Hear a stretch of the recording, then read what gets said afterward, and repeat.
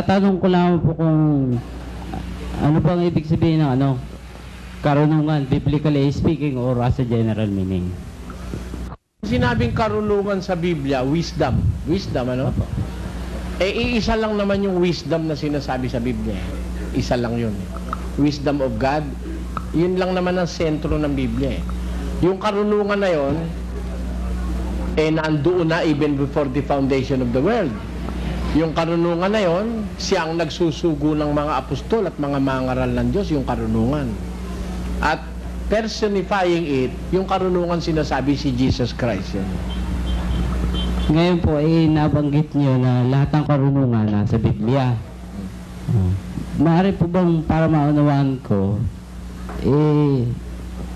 pwede po bang ibigay niyo sa akin yung malawakang panig ninyo, yung malawakang katuwiran ninyo? Na tungkol sa lahat ng karunungan na nasa Biblia.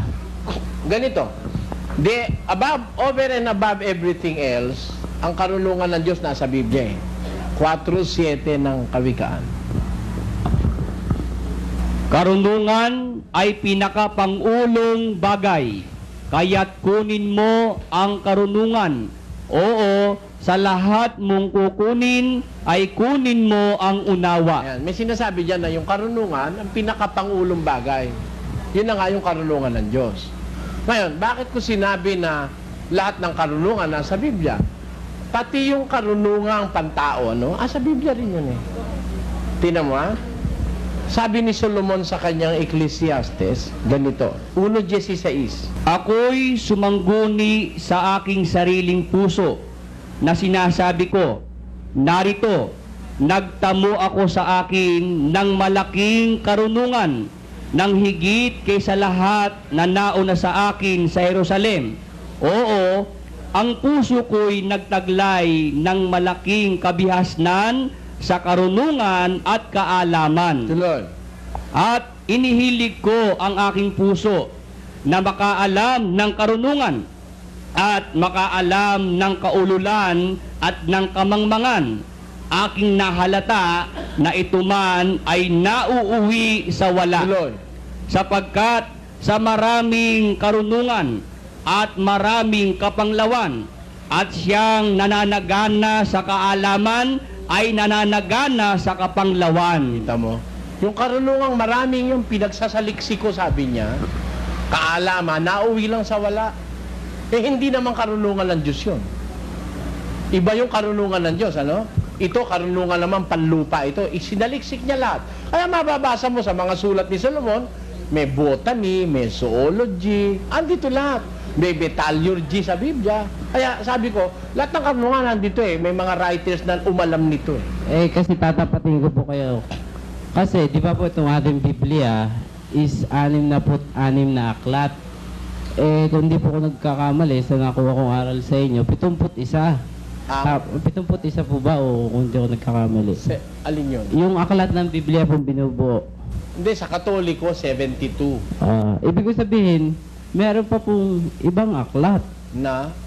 na parang hindi pa natipon para... Ibig sabihin, hindi pa natipon lahat. Hindi. Yun namang idinagdag lang ng Katoliko rito, yung mga tinatawag nilang paralipomenon, yung Macabeo, yung Hudit. Hindi naman aklat ng karunungan yun, kundi aklat ng mga kasaysayan ng digma sa Israel.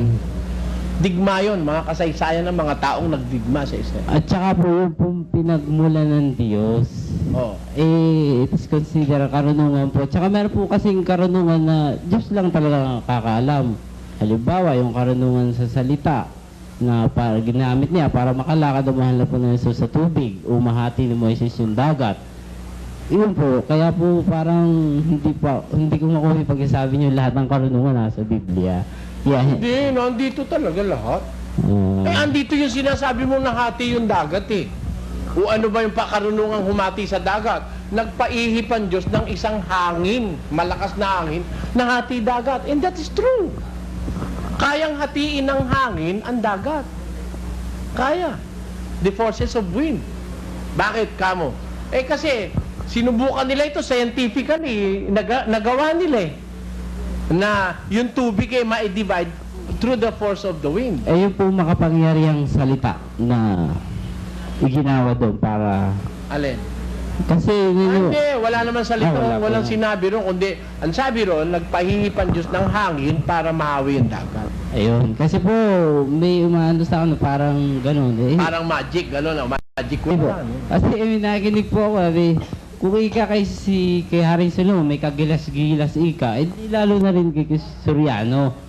Nagagalit po kasi na pag hindi daw po nyo, huwag daw po ninyo. Ang gusto mo'y gano'n. Pagka personal na tayong magkakilala, bibigyan kita. Halimbawa, merong asong ulol na humahabol sa'yo, titigil yun. Meron lang ko ituturo sa'yo orasyon. Kaya lang sa personal na kakilala ko sinasabi yun. Pag halimbawa, kapatid ka na sa Diyos, matibay na ang pagkakatiwala mo sa katotohanan, hindi ka po pwedeng basta-basta mapahamak sa mga maligno, sa mga mangkukulam, sa kung sino-sinong mga alagad ng kasamaan. May ituturo lang ako sa yung kapiraso lang. Yun hinahanap mo siguro yun. Ayun, naano ako na po kaya. Salamat po. Magkakaintindihan tayo. Kaya lang hindi ito ang tamang panahon. Salamat din sa iyo, kapatid.